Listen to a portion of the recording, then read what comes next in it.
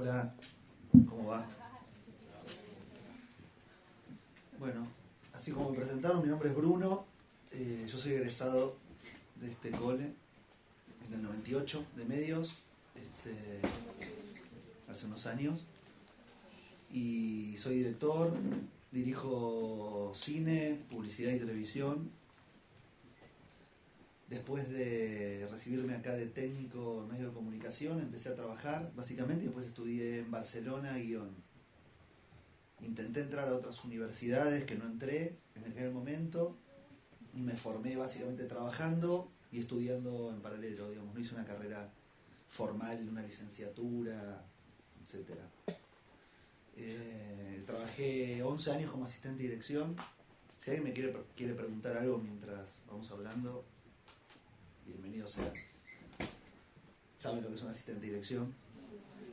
Trabajé como asistente de dirección 11 años, siempre freelance, digamos, trabajando en diferentes proyectos, en diferentes productoras, en publicidad, en cine también mucho. Y básicamente hoy en día trabajo en publicidad desde la dirección, digamos, estoy involucrado en ese proceso. A mí me gusta contar historias y dirigir, dedico mi vida a eso. Bueno, a mis hijas ahora también, pero básicamente me llevo un guión, trabajo para productoras y filmo. Por suerte lo puedo hacer y ese es el lugar que ocupo en la cadena de un comercial, que es muy grande y arranca, como ustedes ya sabrán, me imagino, con una necesidad de un cliente y una propuesta y hay una agencia y hay un proceso larguísimo de todo eso. Lo toco de oído, lo conozco, pero no es mi métier. Cuando alguien decide contratarme a mí es porque vio mi reel, en esta instancia mi reel. ¿Saben lo que es un reel? Sí. Un reel sería mis trabajos. Un director tiene un demo, un reel es... Una productora también puede tener un reel o... Una carpeta de trabajo. Exacto, un portfolio, digamos. Un currículum vitae. Sí, audiovisual. Entonces, como director, digamos, la garantía que puedo dar es lo que, lamentablemente, es lo que hiciste. En algún momento no tenía nada. Y después, si quieren, hablamos sobre eso. Bueno, ahí me presenté. Bueno, mi recorrido fue un poquito más indirecto para llegar a los medios. Yo también soy egresado de este colegio, es en el año 96, pero soy perito mercantil. La verdad es que cuando tuve que elegir a los 15 años no sabía muy bien qué quería. Cuando salí del colegio estudié ciencia política y periodismo. Ahí ya me empecé a encaminar un poco más hacia lo que es la comunicación y los medios y la publicidad. Y después tuve diferentes experiencias en prácticamente todos los medios porque hice un poco de radio, trabajé un año en televisión, en una productora, Cuatro Cabezas, no existe más, ¿no? Cuatro Cabezas, más o menos.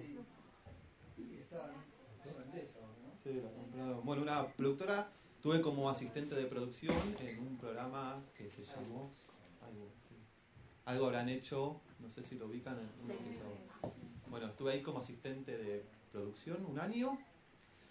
Y después hice una revista que se llama What, que sigue existiendo, es una revista de distribución gratuita que se reparte en en universidades privadas. Ahí desarrollé lo que sería el contenido de la revista y después, mes a mes, junto a un amigo y compañero, pensábamos las notas, las producíamos, las desarrollábamos, las editábamos. O sea, nos ocupábamos de todo el contenido de la revista. Eso lo hice durante 5 años, hasta que decidí cambiar, me di cuenta que no estaba bien ahí, no era lo que quería seguir haciendo, y me metí en lo que es comunicación, como una agencia de comunicación, en un sentido un poco más amplio. Al principio la empresa estaba un poco más enfocada en lo que es prensa, y después fui virando hacia lo que es internet, desarrollo de páginas web e e-commerce. Ahora hace 5 años que me dedico a eso, al desarrollo de plataformas e-commerce, sobre todo, páginas web, y desarrollo también campañas digitales de marketing, o sea, lo que es publicidad y posicionamiento en internet, algo que creo que para ustedes no es tan nuevo, pero para mundo un poco más adulto, empresarial, todavía no todos están tan metidos y conocen tanto de qué se trata eso. Como que todavía estamos ahí en la lucha de dar a conocer un poco y de acostumbrar a los clientes y de que conozcan de qué se trata todo esto, que es nuevo en ese sentido y que además todos los días es como que va cambiando bastante, es algo súper dinámico. Así que bueno, eso es un poco el recorrido que hice hasta llegar a hoy. Bueno, de hecho, yo recuerdo, tengo la imagen, mi primer Hotmail, creo que me lo abrí en el 98 y era un amigo, un compañero, tenía computador, tenía conexión, no, 97 habrá sido. Y después en el proceso de trabajo como empezó, bueno, empezaron a aparecer comerciales para internet, que esto es lo que decía Leandro, que para ustedes es absolutamente nuevo. Hoy en día los comerciales son para web, y hay comerciales que son solo para web, que a veces también lo que te permite es tener otra duración, las pautas, o sea, una cosa es pautar en aire y poner 30 segundos en aire, que es muy caro, o 15 o lo que fuese, y en internet de repente tenés tiempos como más laxos, y en ese sentido, nada, es una nueva plataforma que hoy en día es uno, ¿no? Había quedado antes con, que dije, cuando arranqué, digamos, hablaba de lo del reel, hubo un momento donde lógicamente no tenía nada para mostrar, pero bueno, nada, haces un primer trabajo, también se da mucho, hablo todo desde director, digamos, ¿no? Desde una soy director y hablo como desde cómo arranqué a dirigir. Después, dentro de la publicidad tenés montones de roles y sectores, ¿no? El trabajo en agencia es absolutamente diferente. Yo lo que les traje, que quería hablarles un poquito, y ahora les quería mostrar material, que me parecía que es un material que quizás es más difícil tener acceso si no estás como dentro del circuito de trabajo, es un guión, digamos, que sería básicamente lo que me llega a mí, una vez que se decide, digamos, la agencia le piden a diferentes productoras, por ejemplo, hay un proyecto para filmar para Quilmes. La agencia le pide a diferentes productoras una cotización. Cada productora tiene diferentes directores. Le pide una cotización con determinado director. Entonces, la productora le envía a la agencia un costo, un Excel, y aparte lo que se llama normalmente una visualización o devolución creativa, o podemos seguir buscando sinónimos, pero básicamente es una visualización del director, donde el director en conjunto con la productora cuenta cómo lo filmaría, o sea, qué propone sobre ese guión. Si el costo encaja y la propuesta creativa encaja, te otorgan el proyecto, básicamente. O te otorgan el proyecto, ya empiezo a trabajar con la agencia, con los creativos,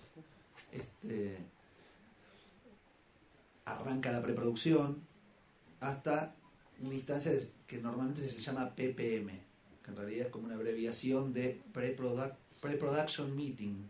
Bueno, en publicidad se usan mucho, ¿viste? Palabras en inglés y reunión de preproducción. Pero normalmente lo escuchas como, no, tenemos la PPM con la agencia, la PPM con el cliente. ¿Por qué? Porque primero la productora le presenta a la agencia todo. El shooting, digamos, que es storyboard, casting, banda de sonido. Ahora les voy a mostrar. Pero básicamente le cuento a la agencia de qué manera lo vamos a filmar. Una vez que existe el consenso con la agencia, decir, bueno, sí, estamos todos de acuerdo en esto, esto y esto, en otro día se le presenta al cliente. Se hacen ajustes si es necesario sobre ese material o no, se le presenta al cliente, el cliente lo aprueba y a partir de ahí se filma. Una vez que se filma, después se presenta un offline. ¿Saben lo que es un offline o un online?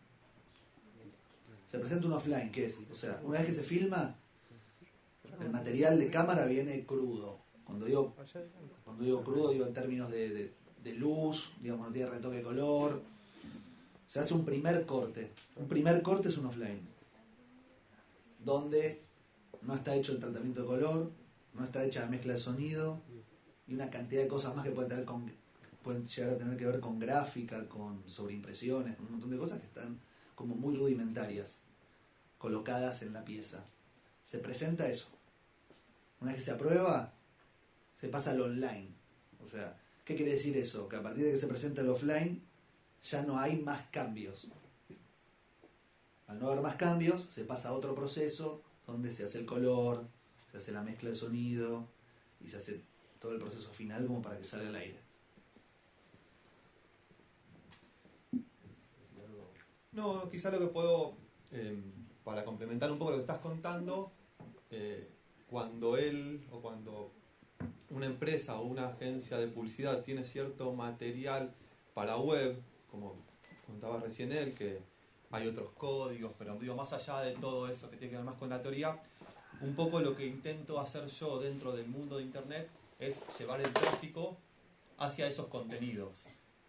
La posibilidad que nos da Internet, que a diferencia de lo que era la publicidad tradicional, lo que es la publicidad tradicional, quizá tiene que ver con la barrera o el paso anterior a todo lo que está contando él, y es cómo llegar al público que consume, al público target, al público objetivo de ese producto. Quizá en la publicidad tradicional, donde uno pautaba en televisión, en radio o en medios gráficos, uno pensaba en el producto para llegar al público. Pero así todo es súper amplio el público. Uno no puede segmentar tan a fondo o tan detalladamente como permite hoy Internet. Por ejemplo, yo les contaba que hice una revista para estudiantes universitarios. Entonces, bueno, ¿qué hacíamos desde la parte comercial de la revista? Vayamos a buscar a las marcas que quieren llegar a los estudiantes universitarios. Entonces decíamos, bueno, Ford, por ejemplo. Bueno, pero Ford, vayamos a Ford, pero porque tiene el Ford Ka y no porque tiene el Ford Focus, por ejemplo, que quizás es para otro target.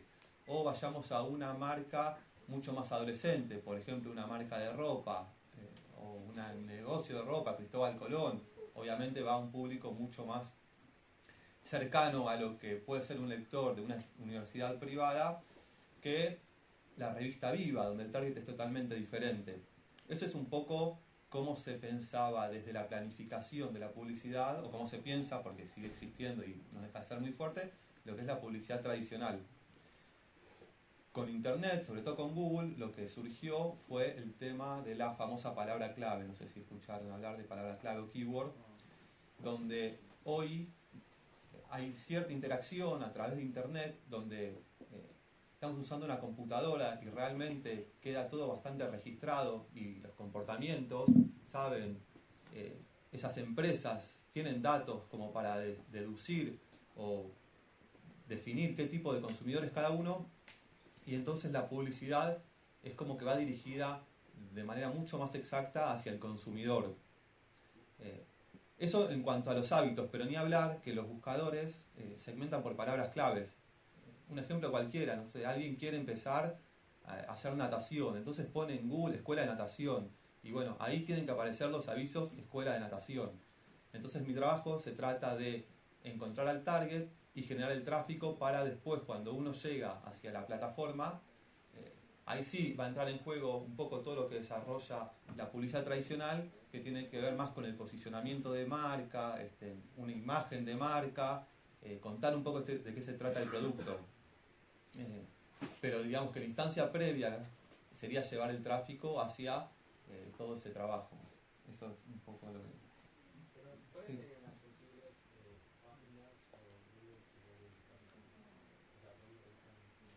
La revista, pero la revista no era online. La revista era una revista de distribución gratuita que íbamos a entregar. Eso es algo que yo hice antes, pero como para dar un poco un ejemplo de lo que es la publicidad tradicional. Vos, como marca, hay empresas que se dedican a planificadoras de medios, donde vos, por ejemplo, no sé, sos una marca cualquiera, ponele Coca-Cola, y le decís, tengo este presupuesto para destinar en medios de publicidad. Entonces, bueno, hagamos pauta en tal programa de televisión, en tal programa de radio, tales días, en tales revistas. Como que un poco planifica eso en función de llegar al público que necesita la marca.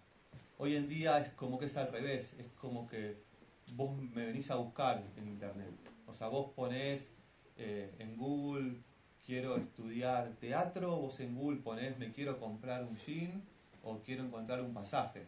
Entonces, en eso cambia un poco lo que es la publicidad tradicional y la publicidad nueva.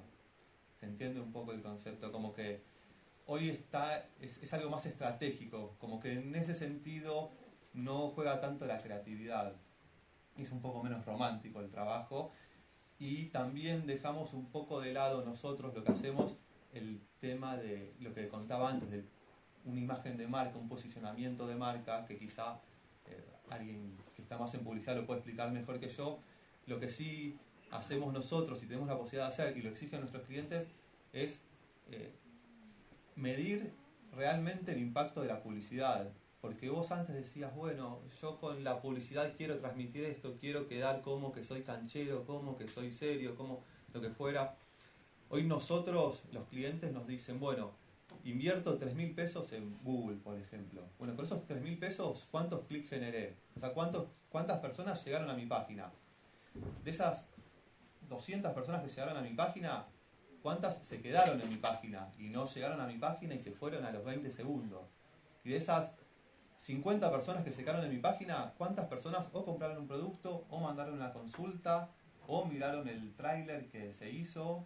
Entonces, hoy es todo muy medible en lo que es la publicidad online.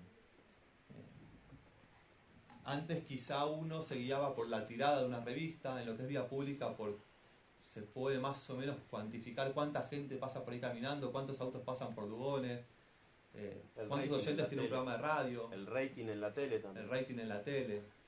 Hoy con internet es todo muy exacto, es como que pasamos de la era más creativa a la era más racional. Por lo menos en esta instancia, como decía antes, una vez que nosotros le generamos el tráfico calificado a la marca o a la empresa, bueno, ahí sí quizá entra más el juego creativo o alguna pieza o publicidad que pueda desarrollar un publicista. Bueno, volviendo más o menos a lo que les contaba antes, más o menos quedó claro el proceso desde mi lugar donde me ubico, en lo que es la cadena de publicidad. Les voy a mostrar, a ver, unas cositas que tengo acá.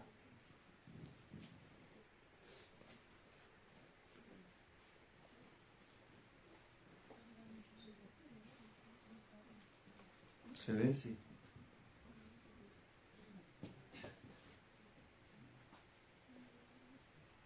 Bueno.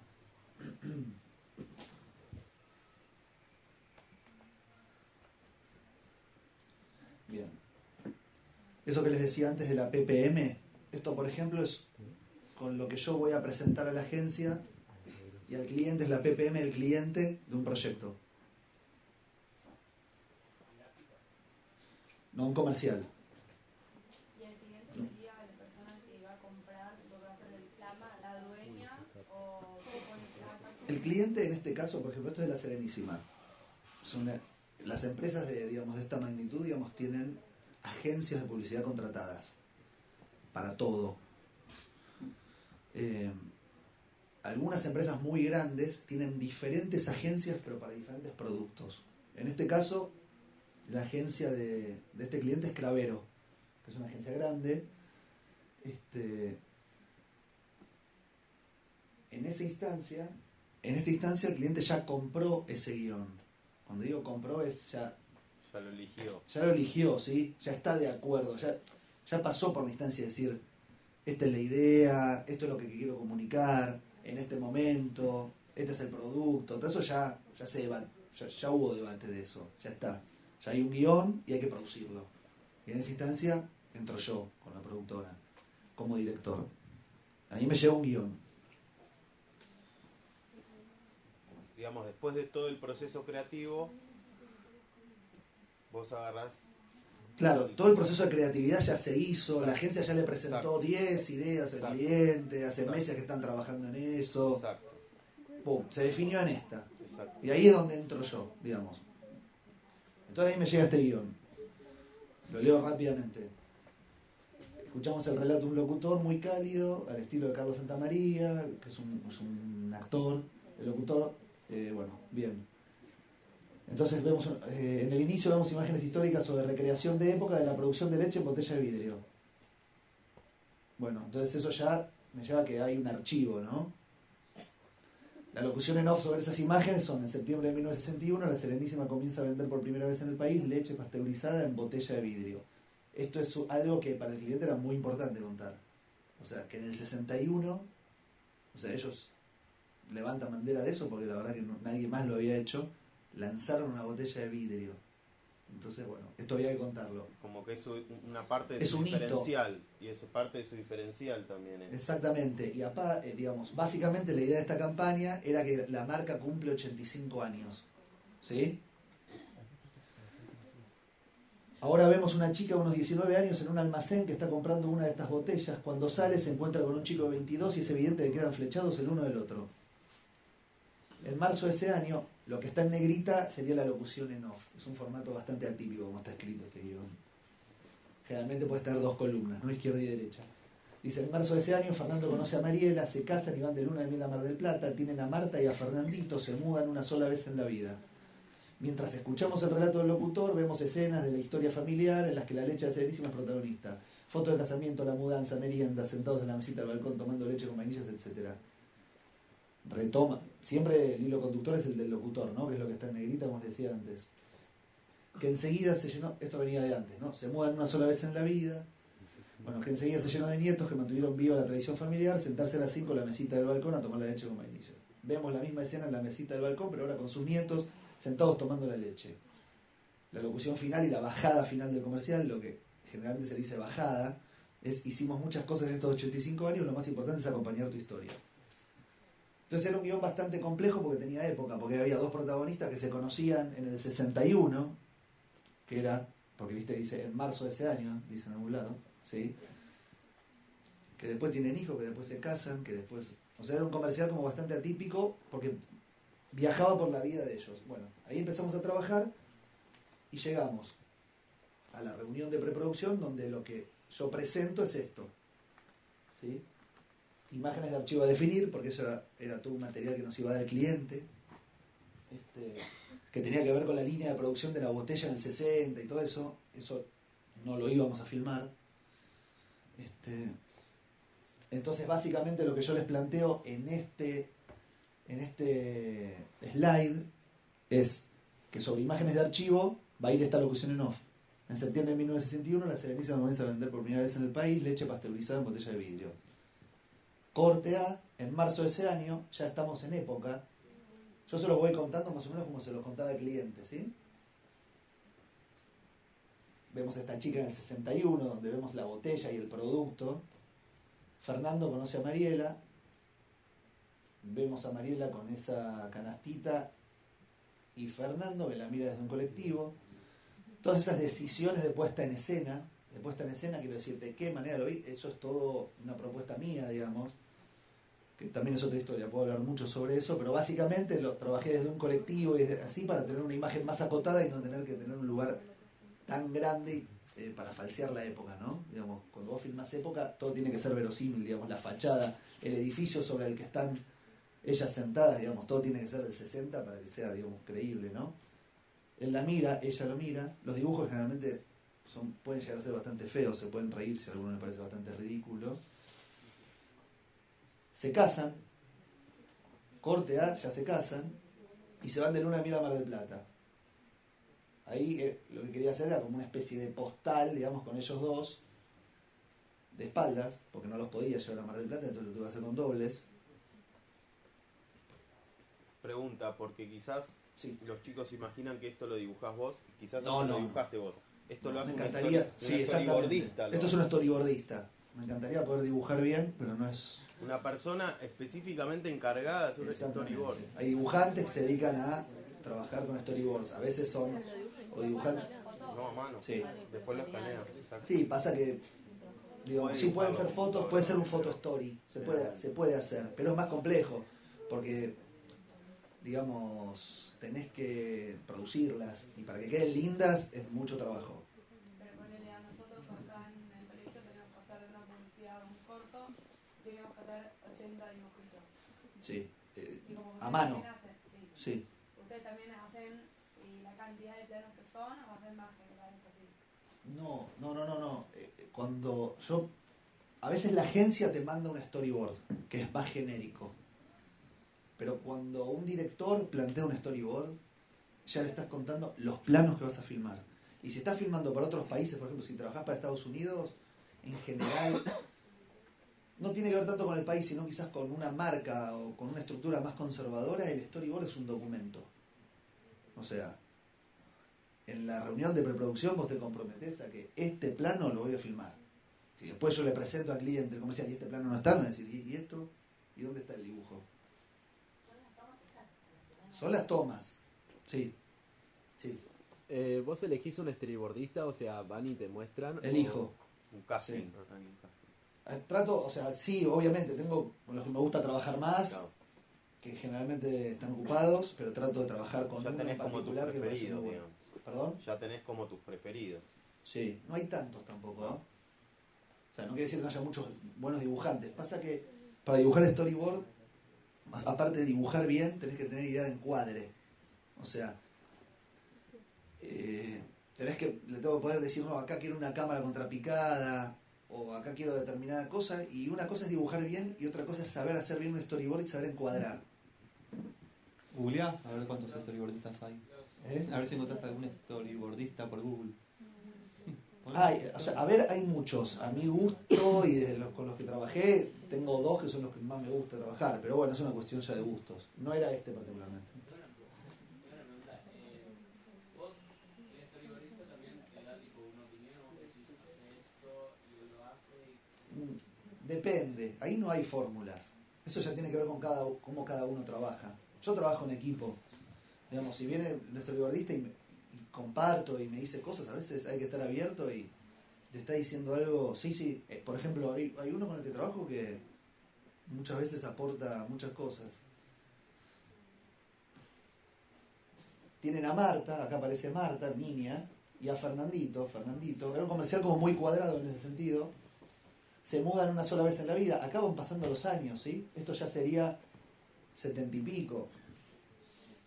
Se mudan una sola vez en la vida, de un 2 a un 3 ambientes, que enseguida se llena de nietos. Ya estamos en hoy, ya es presente esto, que mantuvieron viva la tradición familiar. Ahí vemos producto, eso es algo que el cliente, por supuesto, quería ver. Sentarse a las 5 en la mesita del balcón a tomar la leche con vainillas. Y sobre el final, con el packaging viejo, digamos, con esta botella, hicimos la bajada que les contaba antes. Entonces, esto es lo que les presenté de cómo lo filmaría. Después le presentás locaciones.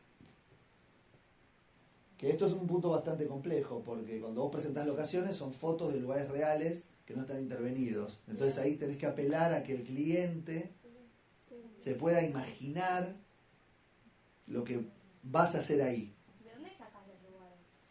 ¿Como que alquilás en un lugar o es La- No. Hay jefes de locaciones. Se Hay encarga de producción. personas que se dedican a scouting y a buscar lugares. Exactamente.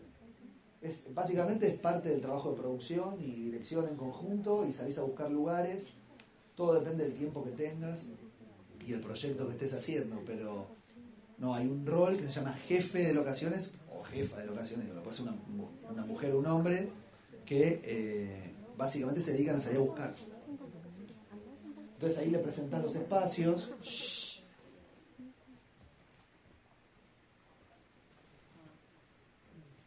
Esto era básicamente para el lugar donde se conocen. Hay que ponerle mucha onda en el momento donde ves una foto, porque la verdad que generalmente son feas. O sea, imaginarse un comercial en este espacio. Entonces, eso es realmente complicado, poder hacerle entender. Tiene que ver, si vos ya trabajaste quizás con el cliente y ya me conocen, ya saben, hay una confianza. Si es la primera vez, romper ese hielo es difícil, porque alguien se tiene que imaginar que en este frente puedes hacer algo lindo. A mí lo que nos interesaba de este frente con el director de arte era que era una construcción vieja, por supuesto ese aire acondicionado no se podía ver, y no iba a ser el encuadre, y nos servía también logísticamente, porque hay que meterlo en un plan de rodaje y en un día.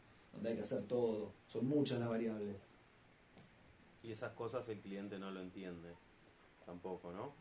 El cliente entiende que paga un día de rodaje y entiende que no podés rodar en Belgrano y en Luján el mismo día. No, pero digamos, el hecho de que el cliente no está muy conectado con el tema de los medios, las locaciones y todo No. eso, y de golpe le presentás eso y el tipo dice, no, pero No, pará. mira, la verdad que no me gusta. No, claro, no, Entonces no, sí no, tenés que tener una uno cobertura. tiene, claro, tiene que tener la capacidad de poder vender eso también. Claro, obvio. Sí, sí, sí, totalmente. Este sería, acá le presentamos el colectivo donde desde donde él la miraba. Esto, por supuesto, nos documentamos, digamos, el colectivo era de la época, todo correspondía, etcétera.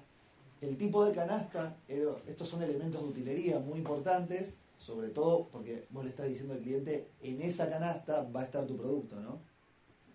Por supuesto en el 60, ¿no?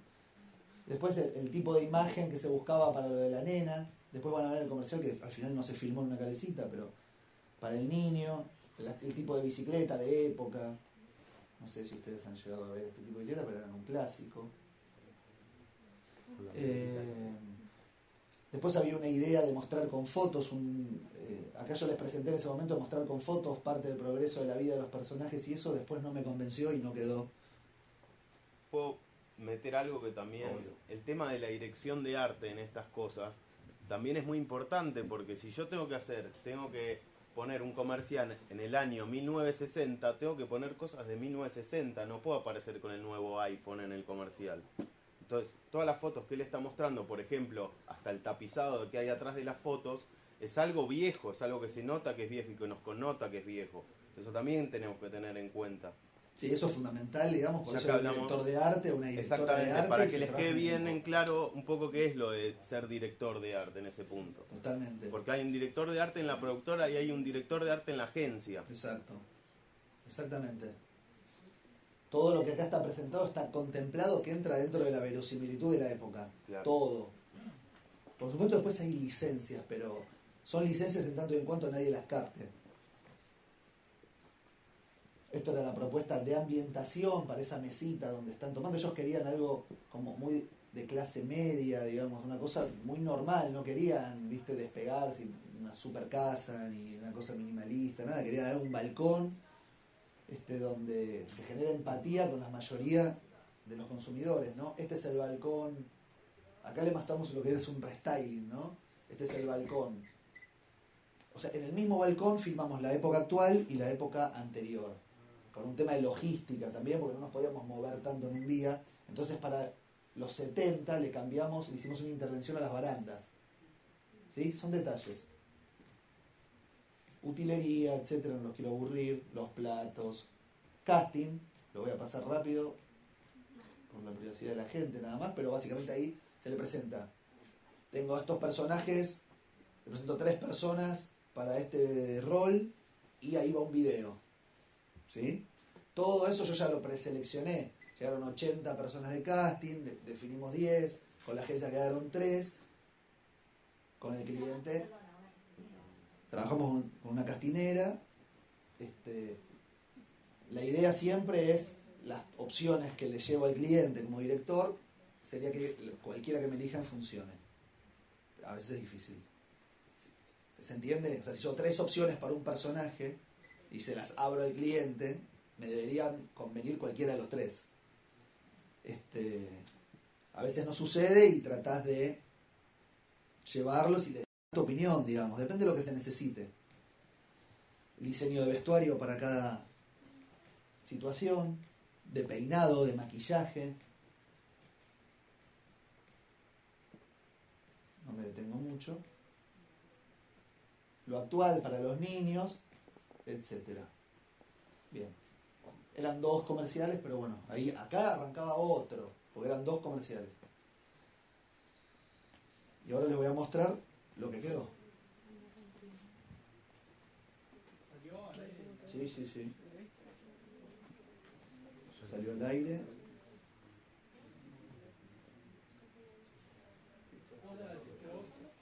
Sí. Ayer, botella.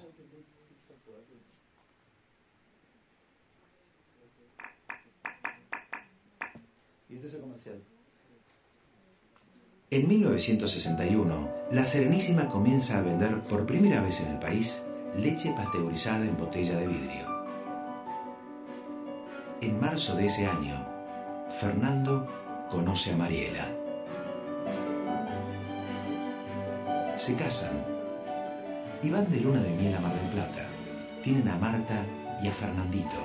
Se mudan una sola vez en la vida, de un 2 a un 3 ambientes, que enseguida se llenó de nietos, que mantuvieron viva la tradición familiar. Sentarse a las 5 a tomar la leche con vainillas. Hicimos muchas cosas en estos 85 años. La más importante es compartir tu historia. Va de nuevo que Sí, comienza dale, no solo. dale, sí. En 1961, La Serenísima comienza a vender por primera vez en el país leche pasteurizada en botella de vidrio. En marzo de ese año, Fernando conoce a Mariela. Se casan y van de luna de miel a Mar del Plata. Tienen a Marta y a Fernandito. Se mudan una sola vez en la vida, de un 2 a un 3 ambientes, que enseguida se llenó de nietos, que mantuvieron viva la tradición familiar. Sentarse a las 5 a tomar la leche con vainillas. Hicimos muchas cosas en estos 85 años. La más importante es compartir tu historia. Bueno, eso fue más o menos el proceso de este comercial. Hay cosas que están filmadas en Super 8. No sé si saben lo que es el Super 8.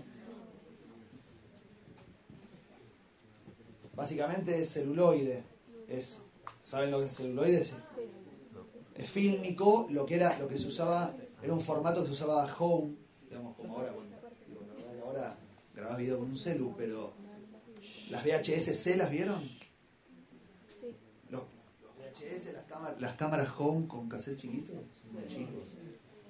Sí, bueno, ok. Antes de eso, los que podían tener como una cámara para tener un registro casero, se usaba Super 8, que era un celuloide que después se revelaba. Sí.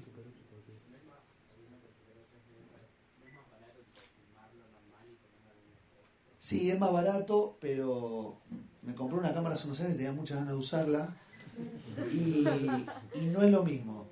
Pero bueno, es una discusión que tengo con los productores. Pero toda esa imperfección, sí se puede, obvio. Ponés en el iPhone así, tiene una versión Super 8.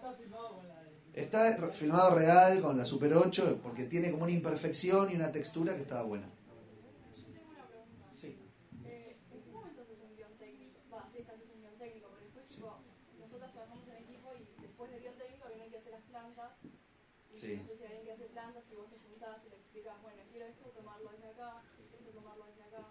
El guión técnico lo hago. Después del online, cuando ya. No. El guión técnico lo hago antes de dibujar. Te quiero decir, hacer un guión técnico, más allá de hacer un guión técnico, con lo que implica de poner en papel y las descripciones y todo, tiene que ver con haber decidido cómo lo vas a filmar. Esa decisión la tengo que tomar antes de dibujar. O mientras estoy dibujando con el storyboardista, en un comercial, ¿no? Una película o ficción es diferente. Por eso, entonces primero pensás todo y después lo vas plasmando en el orden que querés que aparezcan las cosas. ¿O no? Claro, primero pensás cómo lo vas a filmar, en orden de montaje, pero esta es la manera en que yo lo hago, no quiere decir que sea la única. Pienso cómo lo voy a filmar, yo voy a trabajar con un primer plano, después con un plano abierto, qué movimiento de cámara voy a usar, qué van a decir en cada plano, etcétera. Eso lo decido. ¿Cuánto te van a durar los planos y eso también? Sí, igualmente después vas aprendiendo con el tiempo que vos te conviene filmar las cosas cubriéndote y cubriendo muchas cosas desde diferentes ángulos para que vos después puedas tener opciones de montaje. Si vos decís, si estamos nosotros dos sentados y es un plano y contraplano de dos personas en una mesa, digo, hola, ¿qué tal? ¿Cómo estás? Bien, todo bien, y charlamos 5 minutos, suponete. Una escena de 5 minutos. Cuando lo estás filmando no es que decís, a ver si, hola, ¿qué tal? ¿Cómo estás? Corte. ¿Me entendés? La filmás. Y el contraplano lo filmás. Y después decidís el montaje. Te doy un ejemplo con una cosa muy básica de estructura. Pero después con las situaciones también, por ejemplo, yo en este caso había pensado en abrir la situación con este plano. Y sin embargo no me funcionó. ¿Me entendés? ¿Te acordás que en el dibujo estaba de comienzo? Sin embargo no me funcionó, funciona ahí. ¿Por qué funciona ahí? Porque ella lo mira y le pasa algo cuando lo mira. Y esa mano cuenta. Eso no lo había pensado. Pero yo filmé toda la secuencia, o sea, le puse el plano de la canasta y le dije así toda la acción. Y bueno, claro. ¿Y tenés alguien que hace plantas? Las plantas generalmente tienen que ver con un trabajo que o lo hace el director o lo hace el director de fotografía. En realidad es para poder tener un orden de rodaje y para poder transmitir al equipo el orden que tenés que filmar y qué conviene por cada tiro de cámara. ¿Sí? Sí, las plantas las haces, pero para un comercial generalmente no. Porque generalmente tenés un plano acá, otro acá, y no hace falta hacer una planta, el decorado y plantarlo, etcétera. ¿Cuánto te dura o cuánto tiempo te lleva desde que te dan la idea hasta que vos tenés el comercial? Después de producción y editado. Eso depende del proyecto, pero para que te des una idea más o menos de preproducción puedes tener 8 días, 9 días, 10, suponete. Para darte un ejemplo de este comercial. Este comercial fue un poquito más, suponete 2 semanas de preproducción. Esto lo filmé en un día, excepto lo de Mar del Plata, ¿no? Eso fue para hacer esa toma. Eso se filmó en un día y después 2-3 días de edición. Pero Y carga horaria completa, tipo de la mañana hasta la noche. el día de rodaje, sí. Todo. O sea, No, como director no, después tenés un equipo que sí que está trabajando 11 horas. O sea, vos en la preproducción son más reuniones, vas trabajando, pero sí es intenso. Es intenso. Y el rodaje también puede durar más de 11 horas. El rodaje puede durar más. Generalmente no está bueno. Yo cuando empecé a trabajar se filmaba mucho, se filmaban como 20 horas. Pero bueno, nada. Existen convenios de trabajo también que tienen que ver con la cantidad de horas que puedes trabajar y después son horas extras. Y la verdad que ahora se ajustó mucho eso y eso está bueno porque no está bueno filmar 25 horas. Porque llega un momento que estás cansado, es peligroso también. Depende de lo que estés haciendo, ¿no? Pero sí, he filmado 25 horas seguidas también, como asistente de dirección. Hoy en día ya tanto no lo ves eso. Se filman 12, 13, 14 horas muy intensas, con donde 1 hora parás a comer. Y bueno, igual si tenés niños, tampoco podés filmar tanto. Con los chicos podés filmar 6 horas. Bueno, pero pues ya tiene que ver con convenios de trabajo y cosas sindicales que existen y leyes. Bueno, yo para contar un poco o graficar un poco lo que más o menos intenté esbozar teóricamente antes sobre lo que hago, quería contarles o hablarles ahora, por ejemplo, tenemos un cliente que es una bodega de vinos. Tiene 4 cortes, es una bodega que viene vendiendo siempre hace varios años al mercado externo y ahora quiere empezar a vender acá. Entonces, digamos que tengo una marca de vinos que no es muy conocida. Aparte de una marca de vinos cuando hay miles de marcas de vinos. Creo que no hay un producto con tantas marcas como el vino en el mundo. Este vino tiene 4 cortes. Tiene Malbec, tiene Syrah, tiene Cabernet Sauvignon y tiene Petit Verdot. Entonces, acá el desafío está en, bueno, cómo distribuir el presupuesto en lo que sería Google, en la red de búsquedas de Google.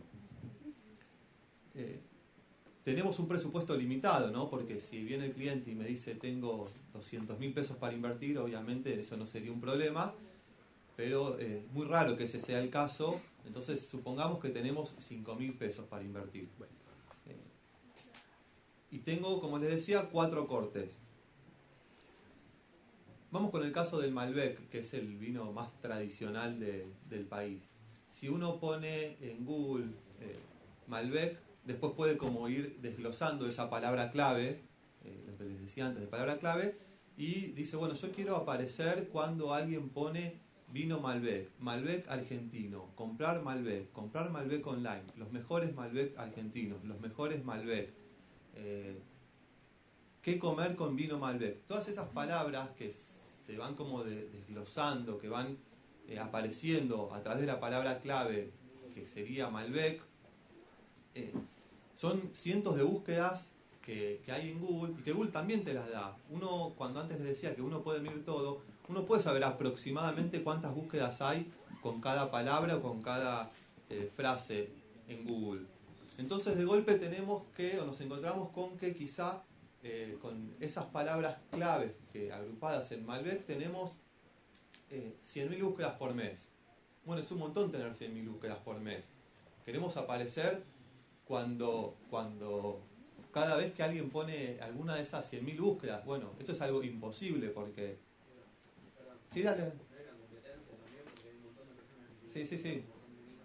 Obvio. Sí, ahora iba a llegar a eso. Claro, porque ya tenemos toda la cantidad de veces que alguien pone que abarcar todas las búsquedas es como medio imposible.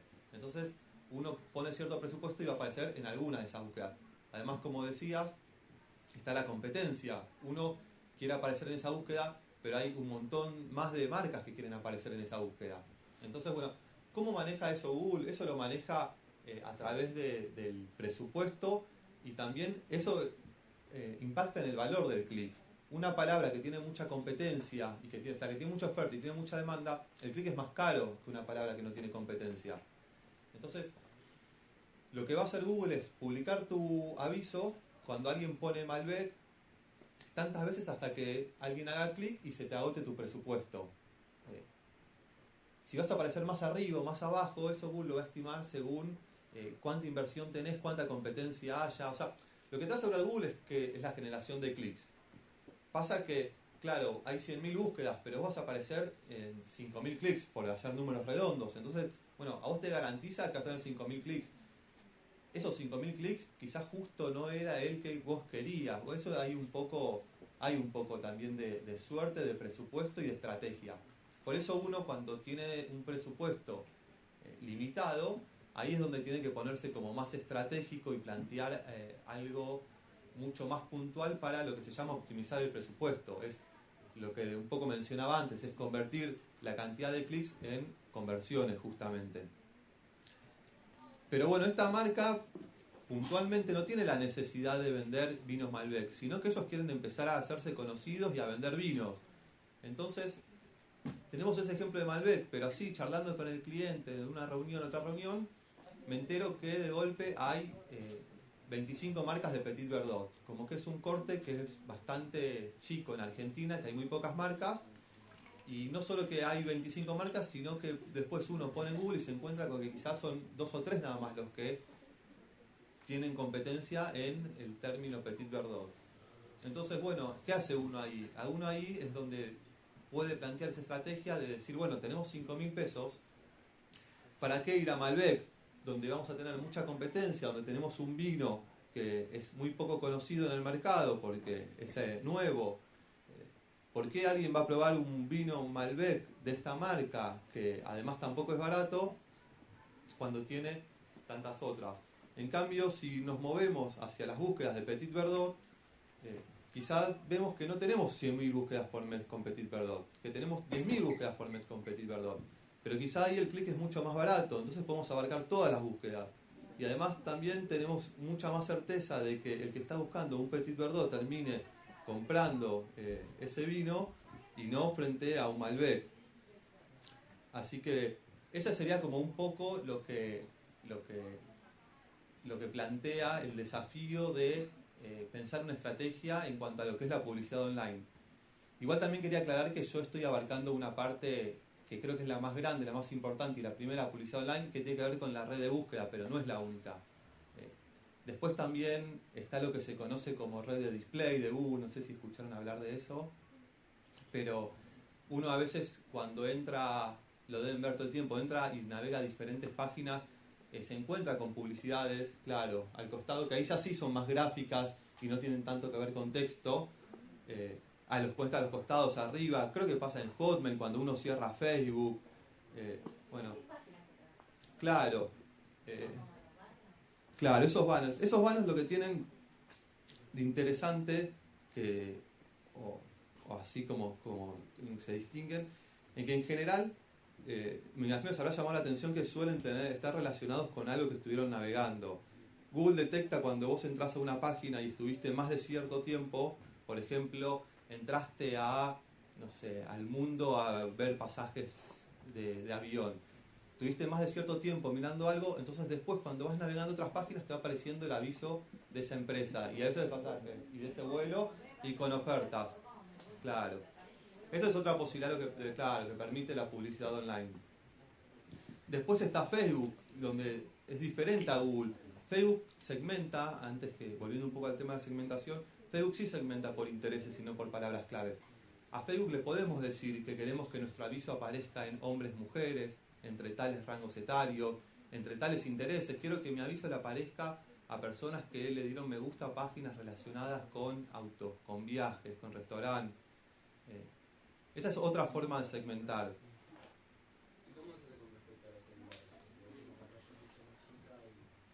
Pero la lógica es la misma, simplemente que adaptás el aviso al formato del celular. Pero los celulares también tienen como tu historial de navegación y detectan lo que vas viendo. Sí, y ahí está el desafío en cómo armar el anuncio, en que sea algo muy concreto, muy poco texto. Sí, igual cuando vos le pasás los avisos de red de display a Google, les pasás como 17 formatos que tienen que ver con eso. El formato vertical a la derecha, el horizontal que va arriba, el más chico, el más grande, el de celular. Se los pasás en todos los formatos que necesitan. Yo tengo una pregunta. Decime. ¿Cómo hicieron los dos cuando estaban en cero, cuando recién arrancaron? O sea, ¿qué hicieron? Bueno, listo, terminaron, estudiaron, ¿qué hicieron? ¿Cómo empezaron? Mirá, mi caso es un poco... No es el típico caso de que yo tenía una vocación y desde chico quería dedicarme a tal cosa. Yo, como conté antes, por empezar en tercer año elegí perito mercantil. Después, cuando estaba terminando quinto año, me anoté en el curso de ingreso a medicina. Después de eso, me anoté en la carrera de comunicación y en periodismo al mismo tiempo. Periodismo hice un terciario en TEA, que es una carrera mucho más práctica y son 3 horas por día, 3 veces por semana. Es buena esa. TEA, sí, en la parte práctica te forma muy bien. En su momento, cuando lo hice yo, la verdad estaba bien dada la carrera. Y mientras estudiaba comunicación me di cuenta que tampoco me cerraba mucho la carrera, así que me anoté en letras, hice un cuatrimestre de letras y después me anoté en ciencia política. Con lo cual siempre volví al CBC hasta que terminé en ciencia política. Después, cuando terminé la carrera, yo un poco me planteé si quería ir más para el lado de la ciencia política o para el lado de los medios o mezclar, pero no lo tenía muy claro como qué quería hacer de mi vida. Y la verdad que mi primera experiencia en los medios, que fue la de que contaba antes, que trabajé un año en Cuatro Cabezas, tampoco se dio por una búsqueda mía de insistir o decir quiero ser productor de televisión y entrar a Cuatro Cabezas. Nada que ver. Un verano estaba mi tío veraneando y la carpa al lado estaba Pergolini, pegaron onda, le dijo tengo un sobrino que estudió periodismo, sí, que me venga a ver, lo fui a ver y me metió ahí. O sea, yo creo que después si vos tenés ganas y te gusta, te mantenés y creces. Mi experiencia, cómo llegás, se puede dar de muchas formas. Podés ir y golpear la puerta 2 meses seguidos, podés mandar trabajos o se puede dar una casualidad como se me dio a mí. Pero en algún punto, en alguna parte te tenés que mover para buscar lo que querés. A ver, el tío de él no se enteró de casualidad porque él buscaba. Él fue y le contó al tío lo que quería hacer y el tío, bueno, después le contó a Pergolini y tuvo la suerte esa, pero él en algún punto se movía y quería laburar de eso. Sí, obvio, en algún punto sí, tenés que... Pero yo tampoco, en realidad en mi caso, yo tampoco estaba convencido, decía, quiero hacer televisión y no gráfica. Como que en eso tampoco... yo como que fui descubriendo que me gustaba con el andar y más de grande. Y de hecho terminé teniendo un emprendimiento propio y me volví para todo lo que es online. Y me encanta lo que hago, pero fue más de ir cambiando hasta que lo encontré. Ese fue mi caso. Creo que el más típico y el más cómodo y en algún punto lo que estaba bueno es saber lo que querés y tener una vocación. Pasa que no siempre uno sabe lo que quiere, es la verdad también. Yo terminé en el 98 acá y aprendí en medios había aprendido a usar una cámara y a editar. Tenía absolutamente claro que quería estar dentro de un set y quería filmar. Pregunta, perdón que te interrumpa, porque esto me lo han preguntado, pero el hecho de haber venido a medios, ¿te fue un paso adelante para Sí, entrar sí, a sí, esto? sí, de una. O sea, vos estabas ahí, estabas un paso adelante de los demás, quizás. A eso es lo que vos ya sabías Sí, editar, digamos, ya sabías... Claro, digamos, en su momento yo había evaluado estudiar imagen y sonido en la UBA, y me acuerdo que el primer año de imagen y sonido y parte del segundo era casi lo mismo que había tenido en sexto año acá. Más allá de eso, intenté entrar a un par de lugares donde quise estudiar y no entré. La ENERC, Escuela de Cine del Inca. Hice el ingreso para ir a San Antonio de los Baños, es una universidad de cine en Cuba muy conocida. San Antonio de los Baños se llama, sí. EICTV. E y latina CTV. Es una universidad muy grosa de cine. En Cuba, sí, en Cuba. Y no entré tampoco. Golpeado, empecé a tirar currículum por todos lados. Me puse a filmar de todo, o sea, filmaba casamientos, bar mitzvah, viaje egresado, fiesta de cumpleaños. Y empecé a trabajar fuerte, filmando sociales, lo que se dice sociales. Y aprendí mucho a hacer cámara, me sirví, por supuesto que ya sabía y editaba y trabajaba. Y la verdad que me gustaba. En paralelo, empapelé Buenos Aires, era otra época también, ¿no? Había pocas productoras, estoy hablando del 99. Empapelé la ciudad con currículum, no me llamaba nadie. Te puede llamar, yo digo. Y encontré un rodaje de casualidad yendo a Dique Luján, el Tigre, a la noche en una ruta, me metí en el rodaje, pedí trabajo y ahí conocí un director y trabajé como meritorio de producción en ese rodaje. Ahí conocí a un jefe de producción que después me llamó y empecé a trabajar en producción, en publicidad. Después empecé a trabajar, conocí otro director y empecé a trabajar como asistente de dirección. Y así trabajé 11 años en publicidad, en cine, en televisión. Así entré al medio, digamos. Y después me aceptaron como mi carrera. Yo me postulé para ir a hacer un posgrado a Barcelona, a la SCAC, se llama Escuela Superior de Cine y Audiovisuales de Cataluña, un posgrado de guión. Pero como todo posgrado tenés que tener un título de grado, que yo no tenía. Pero me aceptaron como mi experiencia profesional, como título de grado, y ahí estudié guión, y bueno, siempre trabajando, ¿no? Así que rescato acá lo que hablaban antes, digamos, me parece que es un tema de ganas, de persistencia y de... No, pero también, de o sea, probar, ¿no? Y moverse mucho. antes de llegar, digamos, al éxito, que es donde están quizás ustedes ahora, que les gusta lo que hacen, o que les gusta lo que hacen, que yo creo lo considero como un éxito, el hacer lo que hace, lo No, que querés. yo también, sí. Tuvieron antes muchas frustraciones de que, le digo a los chicos, de que no se frustren por las frustraciones, valga la redundancia, digamos, no se pongan mal por esas frustraciones, porque todo es aprendizaje, todo les va a servir para llegar a eso. Una vez yo estaba angustiado porque filmaba y no quería hacer más, ¿viste? No quería filmar más como fiestas, o sea, no sé. Porque después de trabajar en esa película, claro, no es que, sí, trabajé en la película y estaba trabajando en productoras, no. Volví a filmar eventos. Me quería matar. No porque no me gustaba, porque digo, no, quiero hacer cine, quiero trabajar en publicidad. Pero después un director me dijo una cosa que está buena, es cada fiesta que filmabas, te acercaba más a lo que estás haciendo hoy, ¿no? En ese momento estábamos trabajando como fuerte. Entonces, lo importante es moverse. Y no hay una fórmula. Yo hablo desde la dirección, no hablo desde el marketing. Hablo desde lo que yo hago y desde mi experiencia y es todo subjetivo, ¿sí? Pero no hay un título que te habilite a ser director o directora. No hay. No es que, sí, estoy recibido, sí, vení y dirigí. Difícil, todo puede pasar igual.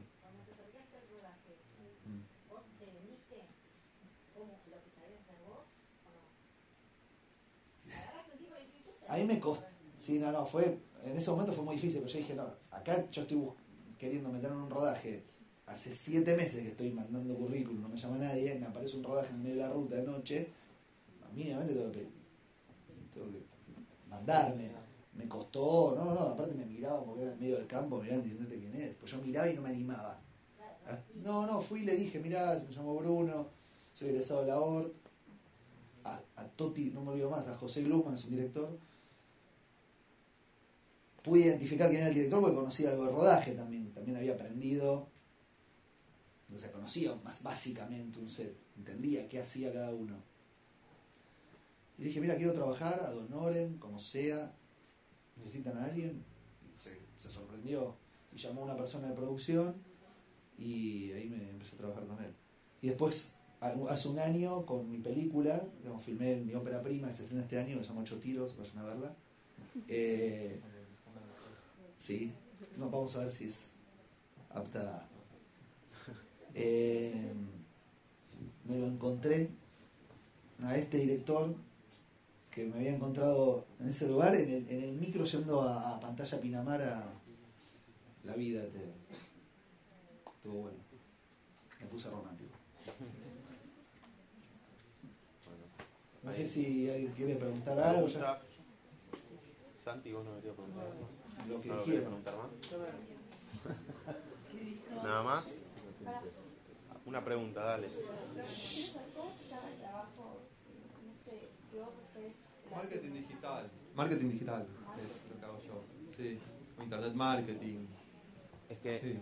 También en algún punto lo que dijo Leandro de los clics y todo eso, en algún punto es como un análisis de mercado virtual lo que hace. No, es 100% marketing y análisis de mercado y números, tiene mucho de números, como decía antes, podés medir todo, cuántas búsquedas hay, cuántos clics generaste, cuántas conversiones lograste, todo podés medir. Yo cuando, más o menos en el 2004, creo que el e-marketing, corregime, vos sabés de esto, estaba como arrancando, al menos acá, 2005, y me propusieron hacer un comercial viral. Lo que le dicen un comercial viral, que es como algo que tenga un gancho, habrán visto muchos, para la web, algo que tenga un gancho y después se viralice. Y estuvo bueno porque la idea era por una marca de anteojos, de gafas, de Brasil. El concepto era música con gafas. Gente que hace música con anteojos. Y que eso, no sé, que pase algo entre un grupo de tipos y chicas que están ahí y empiecen a hacer música con anteojos y que de alguna manera tenga un gancho, que lo veas en la web y lo pases, o pases el link, etcétera. ¿Qué fue esto? Se los muestro y cortamos. Gregorio, ¿vos querías preguntar algo? Podés preguntarlo si querés. Sí, sí.